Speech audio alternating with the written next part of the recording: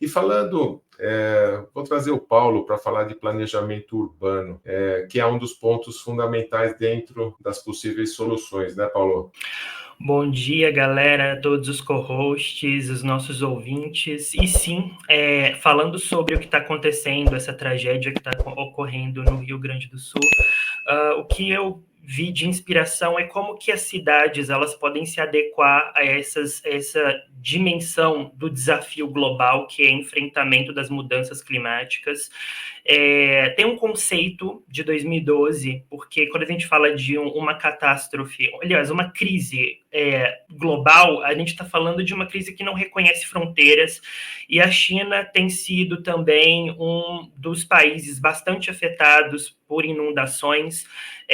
Desde 2008 até o presente momento, tiveram várias cidades que tiveram intercorrências de inundações periódicas e que são, inclusive, secas, tá? Então, a gente tá falando de inundação aqui, mas, obviamente, também as secas, elas fazem parte desse processo de intensificação dos padrões climáticos, quando a gente está falando desse desequilíbrio do clima por conta das mudanças climáticas, mas essas intercorrências de enchentes nas cidades chinesas colocou como desafio em 2012 para um chinês, um arquiteto e urbanista chamado Kongjian Yu. Eu não sei se eu pronunciei certo, não sou fluente em chinês, mas é mais ou menos esse aí o nome dele. Chamado Cidades Esponjas. O conceito de cidade esponja é um conceito que visa mesclar a arquitetura e o planejamento urbano das cidades com a dinâmica de funcionamento de engenharia das florestas. Então, a gente está pensando em como que a engenharia ela pode mimetizar a maneira como as florestas elas administram os seus recursos hídricos.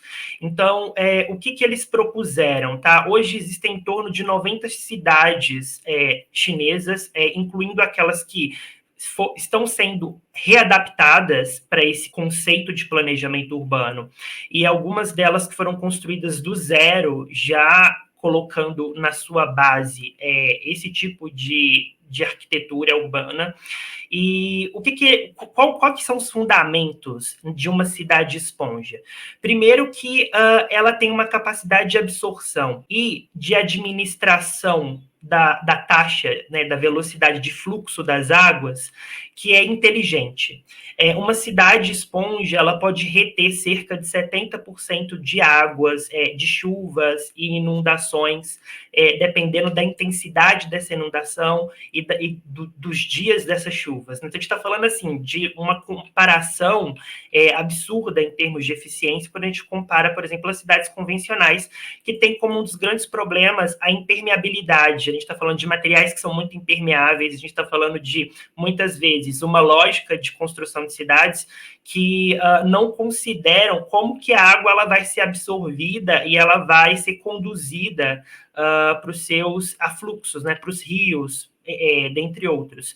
Então, alguns pontos aqui que eles levantam, que cidades esponjas, elas tenham parques e praças construídos para serem alagáveis. Então, em momentos de muitas chuvas, esses parques, eles se transformam em lagos, e eles vão absorvendo essa água que foi que inundou esses parques de forma progressiva, lenta, para que você dê tempo do solo absorver e dos rios também conseguirem conduzir essa água de forma a não aumentarem muito os seus níveis e invadirem as cidades. A gente está falando de construções de telhados verdes, de calçamentos permeáveis, de estruturas de construção, por exemplo, concreto e cimento, que sejam regenerativos, inclusive utilizando materiais de ordem biológica. A gente está falando, por exemplo, de você mesclar no substrato do concreto e do cimento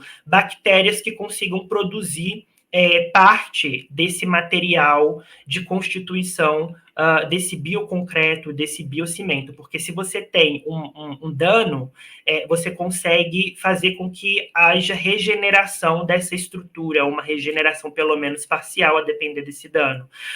Uma das questões que são bastante interessantes também nesse conceito é que em 2012, aliás, minto, em 2014, você teve a primeira comissão na China de como que como que o governo chinês ele pretende implementar ao longo dos anos esse conceito para atingir um impacto a nível nacional. Então, assim, é um planejamento de longo prazo, é um planejamento de Estado, não é de governo, é de Estado, e mostra também a dimensão e a complexidade que os outros países têm que ter em relação a como que a gente vai readequar as cidades para os desafios climáticos que nós estamos enfrentando.